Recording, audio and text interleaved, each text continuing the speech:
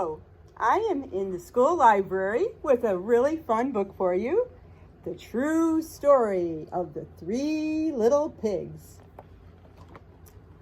Everybody knows the story of the Three Little Pigs. At least they think they do, but I'll let you in on a little secret. Nobody knows the real story because nobody has ever heard my side of the story. I'm the wolf, Alexander T. Wolf. You can call me Al. I don't know how this whole big bad wolf thing got started, but it's all wrong. Maybe it's because of our diet. Hey, it's not my fault wolves eat cute little animals like bunnies and sheep and pigs. That's just the way we are. If cheeseburgers were cute, folks would probably think you were big and bad, too. But like I was saying, the whole big bad wolf thing is all wrong. The real story is about a sneeze and a cup of sugar. This is the real story. Way back in Once Upon a Time, I was making a birthday cake for my dear old granny. I had a terrible sneezing cold. I ran out of sugar. So I walked down the street to ask my neighbor for a cup of sugar. Now this neighbor was a pig, and he wasn't too bright either. He had built his whole house out of straw. Can you believe it? I mean, who in his right mind would build a house of straw? So, of course, the minute I knocked on the door, it fell right in. I didn't want to just walk into someone else's house, so I called, "Little pig, are you in?" No answer. I was just about to go home without the cup of sugar for my dear old granny's birthday cake. That's when my nose started to itch. I felt a sneeze coming on.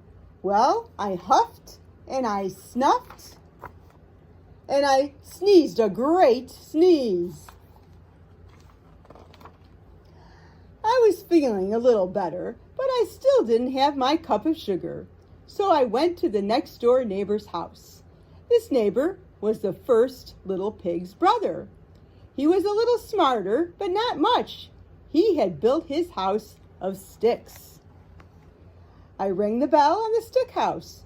Nobody answered. I called, Mr. Pig, are you in?" He yelled back, "Go away, wolf. You can't come in. I'm shaving the hairs on my chinny chin." I had just grabbed the doorknob when I felt another sneeze coming on. I huffed and I snuffed and I tried to cover my mouth, but I sneezed a great sneeze. And you're not going to believe it, but this guy's house fell down just like his brother's. When the dust cleared, there was the second little pig, dead as a doornail. Wolf's honor. Now you know food will spoil if you just leave it out in the open. So I did the only thing there was to do. I had dinner again. Think of it as a second helping. I was getting awfully full, but my cold was feeling a little better. And I still didn't have that cup of sugar for my dear old granny's birthday cake. So I went to the next house. This guy was the first and second little pig's brother. He must have been the brains of the family. He had built his house of bricks. I knocked on the brick house. No answer. I called, Mr. Pig, are you in?" And do you know what that rude little porker answered? "Get out of here, wolf. Don't bother me again." Talk about impolite. He probably had a whole sack full of sugar, and he wouldn't give me even one little cup for my dear, sweet old granny's birthday cake. What a pig! I was just about to go home and maybe make a nice birthday card instead of a cake when I felt my cold coming on. I huffed and I snuffed and I sneezed once again.